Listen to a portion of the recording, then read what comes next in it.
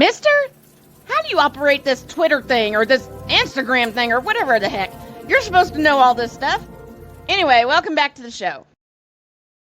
Tomorrow we're loaded, and it starts with this.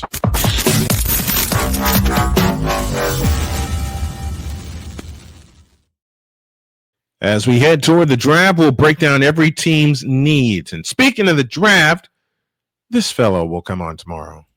Passionate. Come after me! I'm a man! I'm 40! Unflinching. Let's go back to losing. Parking was easier. Unrelenting. They're not gonna keep him off the field tonight! Totally. This one has a chance! Deeds.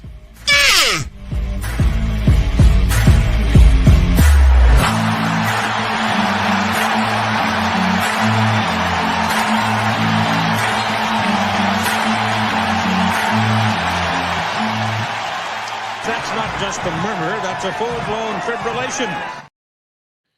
And since we talked hockey earlier today, miss having this fellow on.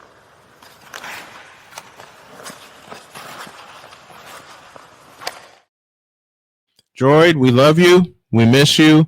Know you're working hard. Continue to work hard, my friend. You always have a spot with Snowman in the morning and Snowman Multimedia whenever you want it. And also tomorrow,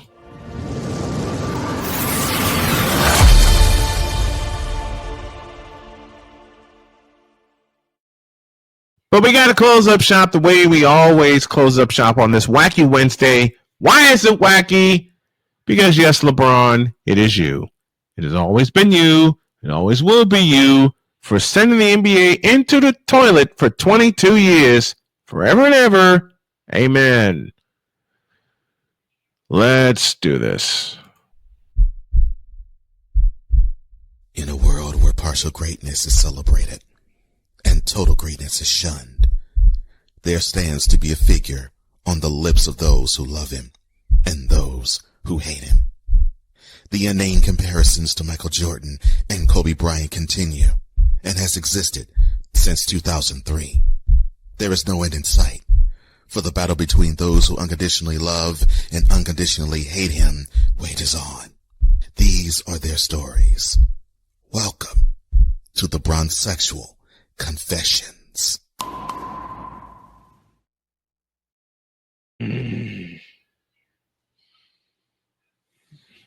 Okay. You know, if I'm growling already, I found something. And I did, or should I say it found me. First this. This moment of bronsexual stupidity is brought to you by Hooked on Bronix. When you start talking like an idiotic bronsexual, Hooked on Bronix can set you right. Call 1-800-YO-KANG. Real LJPM, now approve all this. Okay. There's a fellow named Aaron Robles, and y'all know I have no problem in I have no problem whatsoever in calling out these fools.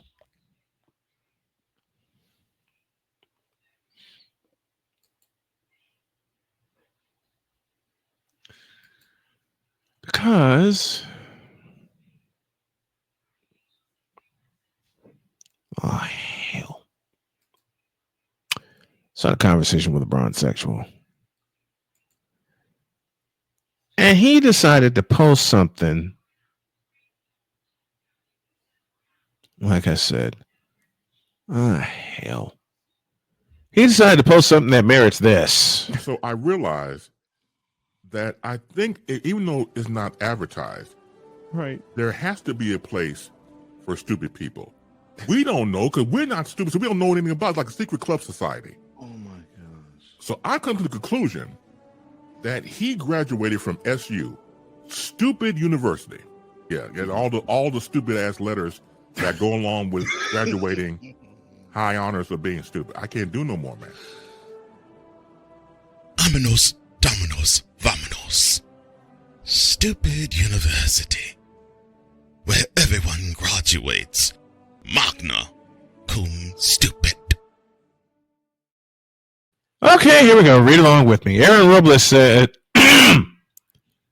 where is it? Yeah, there it is.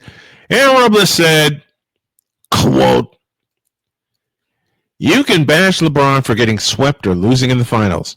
Just know you're bashing Jordan even more. LeBron got swept in the finals. Jordan got swept in the first round. First round is the easiest round. Jordan fans / LeBron haters bash LeBron for losing to Jokic, Duncan, Durant, and Curry.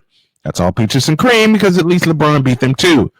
Jordan is winless versus Bird in the playoffs. Oh, Jordan didn't have help versus the 86 Celtics?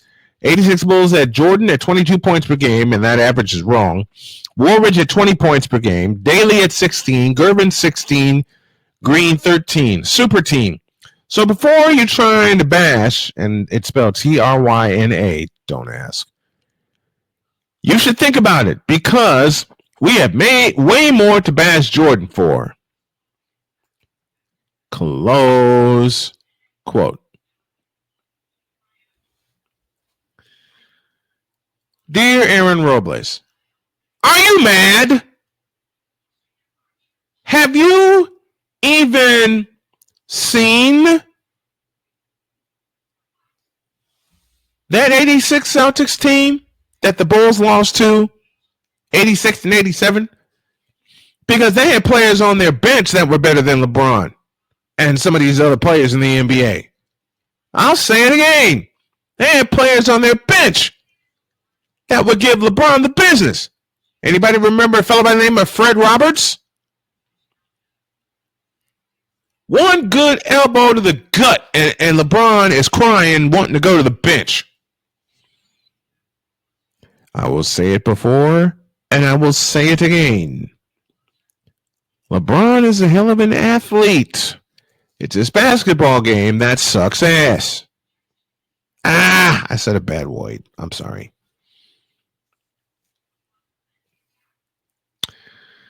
Jordan, listen, George Gervin was at the end of his career. Woolridge got traded the next year because his usefulness had worn out because they were on their way to drafting Scottie Pippen. Okay? Quentin Daly was a drug addict who couldn't keep the out of his nose. Him and Michael Ray Richardson.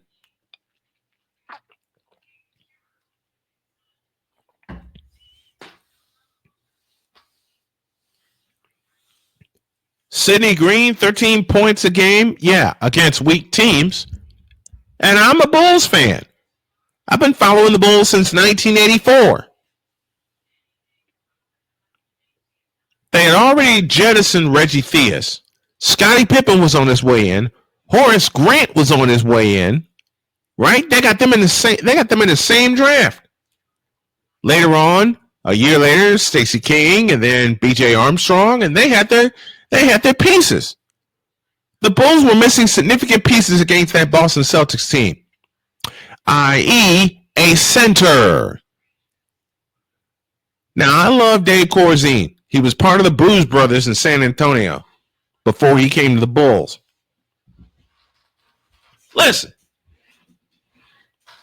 you can't, I repeat, you can't tell me that this Bulls team in 1986 that was just getting Jordan back from an injury, which explains the 22 points per game, so I'm sorry.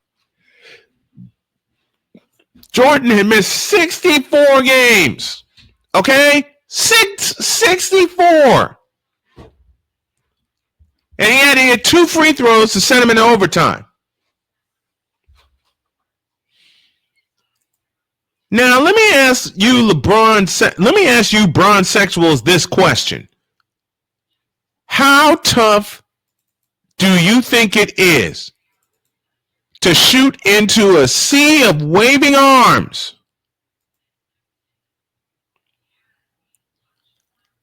Knowing you need both free throws to go to overtime. Huh? How tough do you think that is? Well, I'm going to show you what Michael had to deal with.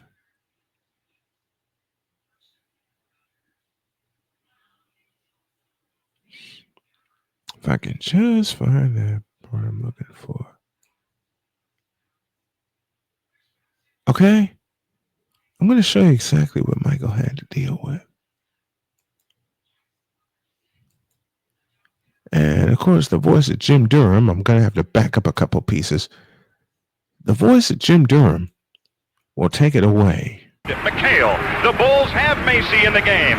It's Macy, Woolridge, Oakley, Jordan, and Paxson. Listen to that lineup. John Paxson, shy of the timeline, will make the inbounds pass. And now Bird calls time. Boston wanted to see what the Bulls were going to do. He said, "You got it." All alone out there now. Gotta have them both to keep it alive. Time left. We go again. Johnny Paxson, shy of the timeline on the near side of the court, will make the inbounds pass. Paxson looks to bring it in. He comes into Jordan. Michael Jordan against Dennis Johnson. 3 seconds. Jordan with a three-pointer right side. Rimming. No!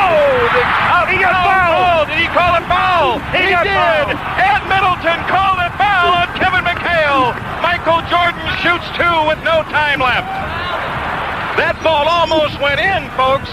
Then you call the foul. 5 fouls on McHale. Michael Jordan has shot 18 free throws today and made 16. Listen to this noise. He's all alone out there now. Gotta have them both to keep it alive. Jordan's free throw, rimming good. Michael shooting for the tie with no time left. 53 points for Jordan in the game. Jake O'Donnell saying stay away from the foul line area. 14,890 hooted up.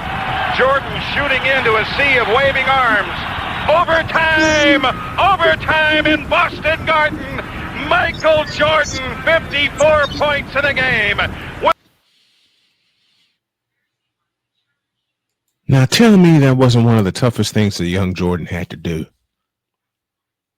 LeBron has had his 22-year career handed to him on a silver platter. Jordan earned everything that he got. Okay? Jordan has earned every doggone thing that he got. You understand that?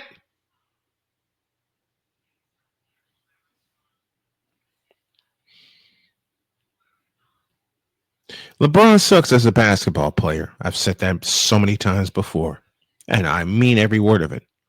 He's a fabulous athlete. Don't get it twisted. He's a fabulous athlete, but his basketball game sucks.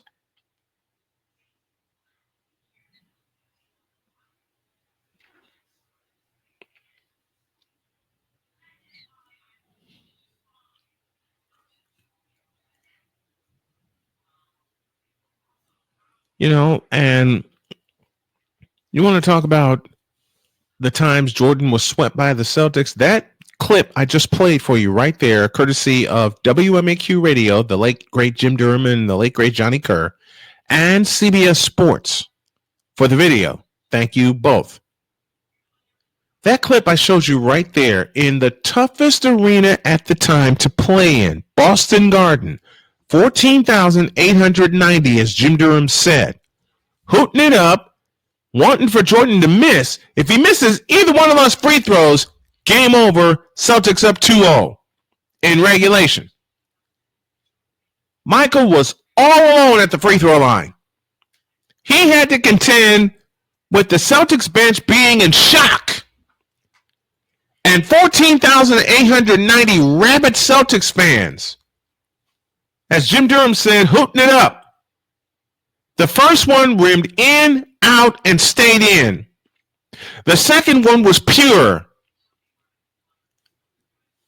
And it forced overtime. Eventually, it went to a second overtime, and the Celtics won it in 2 overtimes, 135 to 131. But how can you, Aaron Robles, say that this team that the Bulls had in 1986 was the super team? Are you nuts? You would compare this team to a team of Bird, McHale, Parrish, Walton, Dennis Johnson, Danny Ainge, Jerry Seasting, and others, coached by the legendary Casey Jones? Are you nuts? tell me how in the Vita Blue yellow-bellied... You know what? Come here. Chris! What in the all types of blue hell is that? You need your eyes checked. Seriously. Now get the hell out of my face, you thirsty bitches.